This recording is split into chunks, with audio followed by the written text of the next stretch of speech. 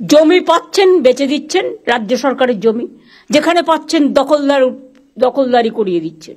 সরকারি সম্পত্তি কারো ব্যক্তিগত সম্পত্তি নয়, লোভ বেড়ে যাচ্ছে, লোভটাকে কমাতে হবে। বাইরের লোকেরা এসে এখানে সব জমি জায়গা দখল করে নিচ্ছে, কারণ টাকার বিনিময়।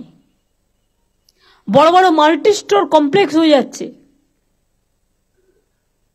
সরকারি জমি দখল করে, সরকার থেকে পারমিশন নেওয়ার প্রয়োজন মনে করছে না।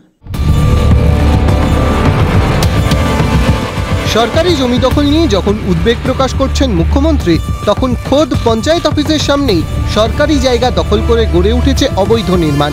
না দেখার লোক আছে, না বলার। ঘটনা বীরভূমের রামপুরহাট 1 নম্বর ব্লকের বড়শাল অঞ্চলের। আর কি বলবো, ওরা নিজের ইচ্ছা মতো করছে। রামপুরহাট মনুসভা থেকে তারাপীঠ যাওয়ার মাঝে গোপালপুর মোড়ের কাছে রাজ্য সড়কের ধারে পিডব্লিউডির জায়গা দখল করে কংক্রিটের বাড়ি তৈরি করেছেন স্থানীয় বদ্রীনাথ মণ্ডল। এই নিয়েই ইতিমধ্যে পূর্ত দপ্তরে একটি অভিযোগও জমা দিয়েছেন স্থানীয় অমিতাভ সাহা। অভিযোগ, রাস্তা সম্প্রসারণের জন্য অমিতাভ সাহার থেকে জমি নিয়েছিল প্রশাসন। সেই জমির দাম দেওয়া তো দূর, অধিকৃত জমির উপর গড়ে উঠেছে অবৈধ নির্মাণ। সেই অভিযোগ স্বীকার করেছেন বাড়ির মালিক। পিডব্লিউডি জায়গা যেগুলো আমাদের থেকে নেওয়া হয়েছিল, তার জন্য কোনো দাম পাইনি আমরা। হ্যাঁ, বহুবার প্রশাসনকে জানিয়েছি, এগুলো জবরদখল হয়ে আছে, এগুলো নোম্যান্স ল্যান্ড।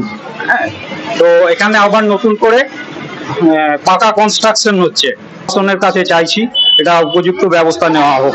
কি বলবো, যদি আমরা ওই পিডব্লিউ ইচ্ছা থাকে ভেঙে দিবে।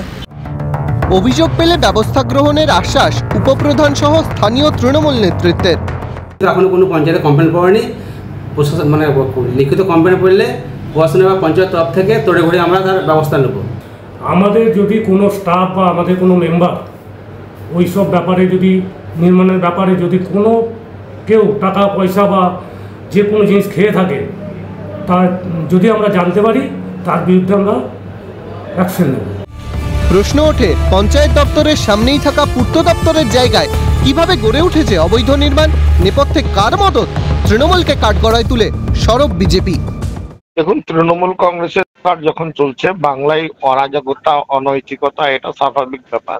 নিত্য প্রতিদিন বিভিন্ন জায়গায় সরকারি জমি দখল করা হচ্ছে, কিংবা সরকারি জলাধার ভরাট করা হচ্ছে, আর শাসক নীরব। কোনো কোনো সময় রাজ্যের মুখ্যমন্ত্রী উঠলো বাই তো মক্কা যায়, এরকম একটা ব্যাপার।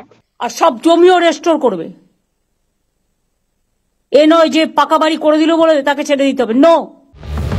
অবৈধ নির্মাণের বিরুদ্ধে যেখানে কড়া মুখ্যমন্ত্রী, সেখানে কি সক্রিয় ভূমিকা নেবে প্রশাসন?